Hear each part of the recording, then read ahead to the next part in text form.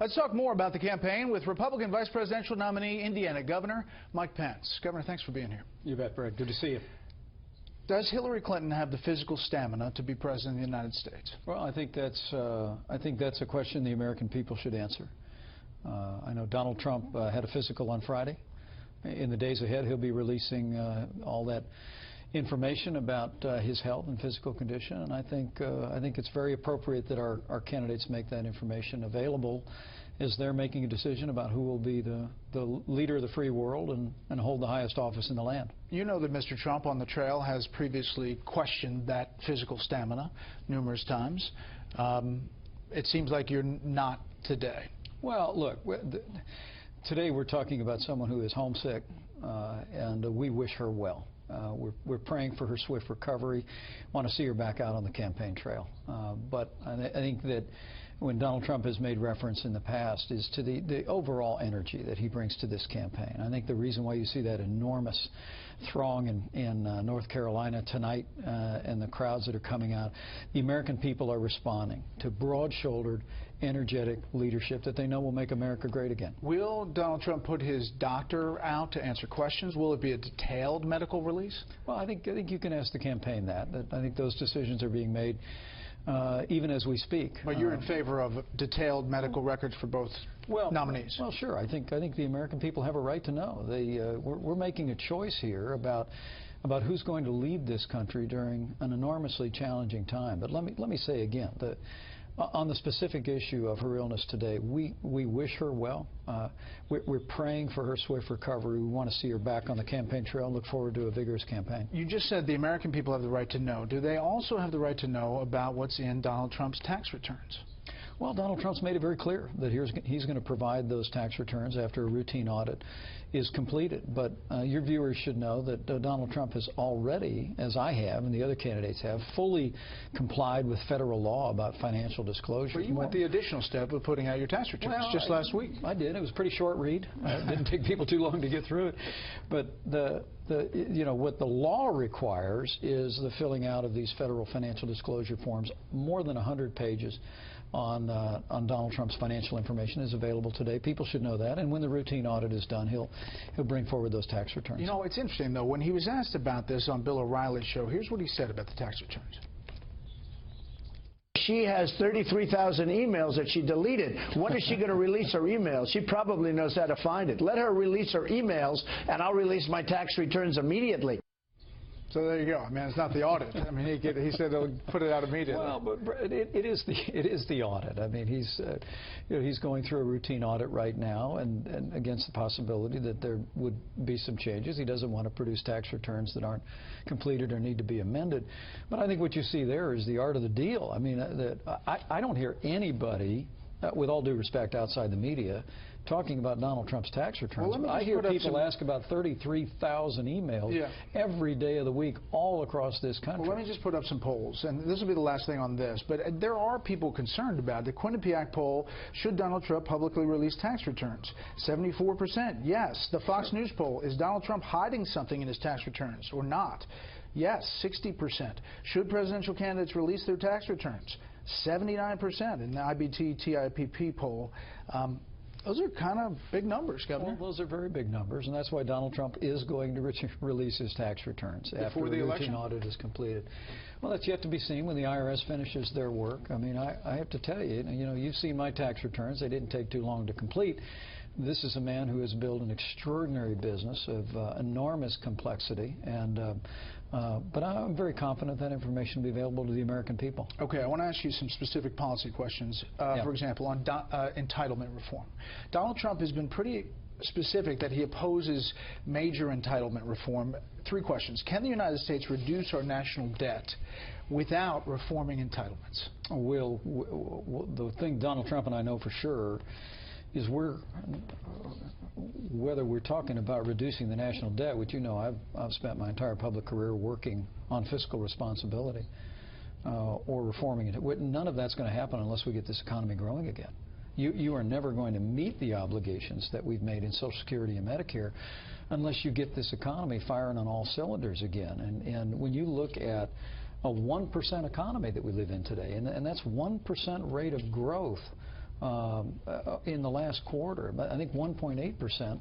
Frankly, over the last 16 years. I mean, there's a lot of people out there who literally have not seen a real increase in their own income, net of inflation, for almost 2 decades. Donald Trump and I know that by reducing marginal income tax rates, lowering business tax rates, repealing Obamacare, rolling back regulations, ending the war on coal, you'll get this economy moving again.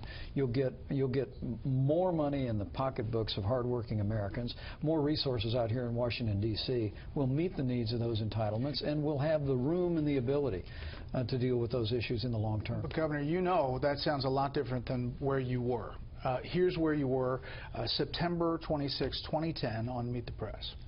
For Americans under the age of 40, we absolutely have to begin to reform Medicare and Social Security in ways that will ensure its long-term fiscal solvency. It just sounds different now. Are you saying that that's not the way to do it now?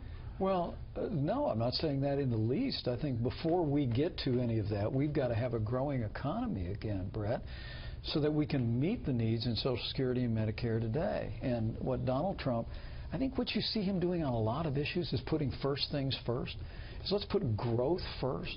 On the immigration plan, let's put border security and internal enforcement first. And I think that's the kind of CEO, the kind of president that he's going to be, is let's tackle the real challenges up front, and we'll deal with and resolve these issues in the longer term. I guess if you listen to the Paul Ryan Republicans, and you were in that kind of group for a long time, yeah.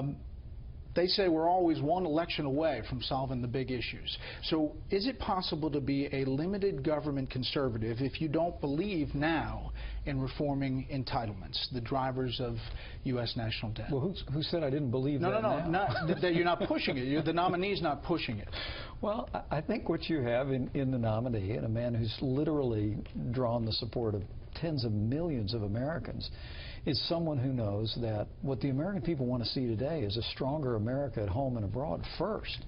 And that once we have a growing economy, Brett, once we've rebuilt our military and we're standing tall in the world again, once we've ensured we have a Supreme Court that respects our constitutional liberties and do all the things he's talked about, then we can turn the page and begin to deal with these other issues. The debt ceiling comes up again in March. You were here during the 2011 showdown, the debt limit fight. Right. Can a President Trump go along with hiking the debt limit? Well, I think working closely with renewed Republican majorities in the House and Senate, we're going to be able to govern with fiscal responsibility. And back in 2011, we worked our way through that in a way that ensured and guaranteed budget cuts. Now, I will tell you that Donald Trump and I are deeply committed to rebuilding our military and ending those automatic cuts in the Department of Defense that are in place today as we rebuild that. But I have no doubt that I'm going to be meeting on Capitol Hill tomorrow with leaders of the House and Senate, and no doubt that we're going to be able, with renewed Republican majorities in the House and Senate, we're going to be able to meet those obligations. And again, I go back to my first answer. A growing economy solves a whole lot of problems. We can meet these obligations. We can avoid going further into red ink that we've seen almost the national debt's almost doubled in the last 7.5 years with a growing American economy. We hear up there on the Hill that you're going to meet with Senator Ted Cruz. True? Well, I'm going to meet with all the members of the House Republican Conference, the Senate Policy Committee, members of the Senate, but I'll be meeting individually with Ted and with Senator Mike Lee, with our own Senator Dan Coates, and a great number of others. Should be a busy day. The convention was a little, rocky. Didn't end too well, it didn't seem, between the nominee and Senator Cruz, and obviously there's a lot of back story there from the primary. Is this an olive branch? Well, I think the convention ended very well. I think we rolled out of that convention. I mean, the relationship between Trump and Cruz. Well, look, a competitive primary is a rough and tumble business, and I respect all the men and women who went through that process. But I think what you see around the country and what we're seeing on Capitol Hill is tremendous and growing enthusiasm among Republican leaders across the nation for Donald Trump's vision to make America great again. Hillary Clinton said that she regretted saying that half of Trump's supporters are in this basket of deplorables. not good enough for you. Well, not even close. I mean, it's extraordinary. For her to stand in front of a group of wealthy contributors in New York City at a Barbra Streisand event and to say that that millions of Americans were in a basket of deplorables was just shocking. And I think it shocked the conscience of people all across this country. Look, I've been campaigning over the last month and a half with Donald Trump and for Donald Trump. I meet Trump supporters every single day of the week. These are hardworking Americans. These are factory workers and coal miners. These are business owners and seniors and students and veterans and members of our armed forces. And for her to literally stand in front of that fashionable New York group and say half of his supporters are deplorable, are irredeemable, are not American, is deeply offensive. And her so-called apology was simply a reference to the fact that she supposedly got the math wrong. I mean, the simple fact is she didn't apologize for this. She is still making a broad and sweeping generalization about people across this country, millions of Americans who are drawn to the optimistic and broad-shouldered leadership that Donald Trump is articulating. I heard you earlier in an interview distance again, you, the Trump campaign, from David Duke. Yes. And white nationalist groups. A left-leaning group is out now with an email saying that you didn't call David Duke deplorable.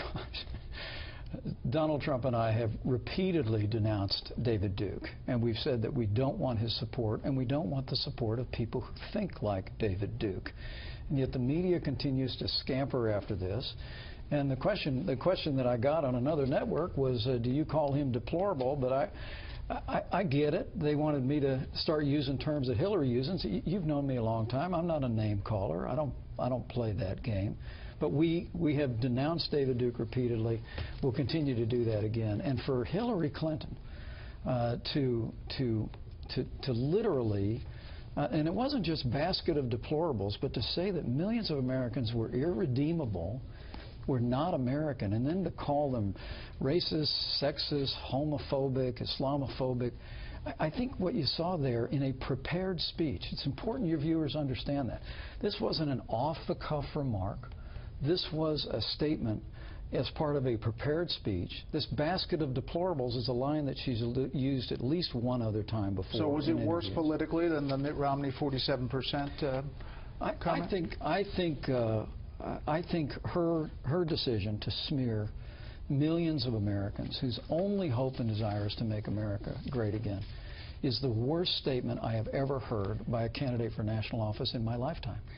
A couple of things from Twitter. Nick writes in, if you are elected along with Mr. Trump, what specific roles do you see yourself playing in the first 100 days? Well, that'll all be defined by the new President of the United States, and we'll serve at his direction. Were you told specifically at the beginning when you signed on what your role was going to be as VP? Well, we talked about the role, and I think I'm going to say that I think my experience on Capitol Hill, 12 years, where I built strong relationships with men and women in the House and in the Senate. I think my 4 years as governor of Indiana, where I've developed relationships with Republicans and Democrats across the country who are leading our states in governor's office. I think that's played a role. I think my sense is that our new president will be looking to me to help take his vision to make America great again, take those policies to confront radical Islamic terrorism, get this economy moving again, finally deal with and end illegal immigration,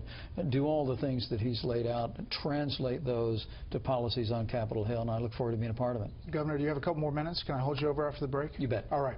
Stay tuned. We'll finish up the interview with the Republican vice presidential nominee, Governor Mike Pence. We are back with the Republican vice presidential nominee, Governor Mike Pence. Thanks for sticking around. Hillary Clinton has been attacking Donald Trump and you on the issue of Russia and Vladimir Putin. Take a listen.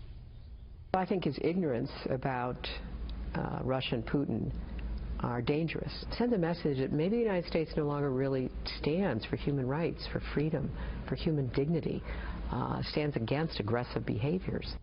How do you respond to that? Look, when Donald Trump and I said that the small and bullying president of Russia was a stronger leader on the world stage, than this president and Secretary Clinton. That was not an endorsement of Vladimir Putin. That was an indictment of the weak and feckless leadership that Barack Obama and Hillary Clinton have practiced on the world stage. But you know the signal it sends as Donald Trump says that, you know, he's a strong leader. He says nice things about me. I'll say nice things about him. You've spoken out about Russia a lot in your past. I have, and will continue to. We know, Donald Trump and I know what we're dealing with in Vladimir Putin, former KGB agent, an authoritarian. He's repressed the media in his country and been associated even with violence in his country, the invasion of Ukraine and specifically Crimea. We know what we're dealing with, but what you hear in Donald Trump is a man who is prepared to step onto the world stage as the leader of the free world and engage in diplomacy. What he showed in Mexico City is the ability with President Peña Nieto, someone who he has disagreed with very strongly on some key issues, and they had strong words between them before, the ability to sit down, have a gracious conversation, talk about what they agree on. The very ceasefire that's taking place right now, and we hope and pray that it holds in Syria today, is a result of the fact that despite our differences, different interests in the region, that the United States and Russia can work together. We hope for the good, for the flowing of humanitarian aid. Donald Trump's going to be the kind of president who's going to speak boldly on the world stage. But I think what you hear in him is laying a foundation for the kind of relationship where we can look for the things that we can work on together with Russia, like coming together to hunt down and destroy ISIS. You speak to Donald Trump every day? Sometimes twice a day, and campaign with him at least once a week. We've developed a very warm personal relationship. He is a good man, and he'll be a great president of the United States. Have you seen any change in Trump's thinking on any issue? I wouldn't say I've seen change in his positions on issues. I think one of the things that appeals to people about Donald Trump is he knows his mind. He's got a clear vision for this country. He's articulated it under the heading of making America great again. But I think what you've seen literally since the speech on radical Islamic terrorism in Youngstown, Ohio, the speech on getting this economy growing again in Detroit, major speeches he's giving across the country, is now he's been laying out in the last 6 weeks from that convention forward the details of what will be involved in making that happen. And I just couldn't be more honored and more proud to be standing shoulder to shoulder with him. Last thing, there are a lot of stories about questioning the infrastructure of the campaign, the ability to work with the RNC, to have people on the ground knocking on doors. Are you concerned about it as you look at the key battleground states where you all are fighting a pretty organized Democratic machine? Well, I think what you've got is first two things. We're working very, very closely with the Republican National Committee and confident about our grassroots game. Although any of your viewers that want to help should contact their local GOP and spend some time on the phones and knocking on doors, and we'd be grateful for it. But I think the contrast here is very dramatic, Brett, and that is in Hillary Clinton you've got a campaign with hundreds of millions of dollars with 1,000 employees and vast so-called ground game. In Donald Trump's campaign, you've got a movement of Americans, like you see in North Carolina tonight, literally thousands upon thousands of people who will come out on just a few days' notice. Even when I'm out campaigning on my own, I know I'm a B-list Republican celebrity, but I'll get 500 or 1,000 people to come to an event that just features me, and it's very humbling to me, but it really gives evidence of the fact that people that are signing on for this campaign are signing on for a movement. They've seen 7.5 years that's weakened America's place in the world and stifled America's economy. They know we can be stronger. They know we can be more prosperous, and they're responding to the broad-shouldered, clear-eyed leadership that Donald Trump is offering. So I'm excited about that. In those battleground states, in most of them, we're either tied or even leading now. We're leading in some national polls. There's tremendous momentum in this campaign, but we're going to continue to work our hearts out, elect this good man, and we're going to make America great again. Governor Pence, we appreciate your time. You bet. Thank you, Brett. See you down the trail.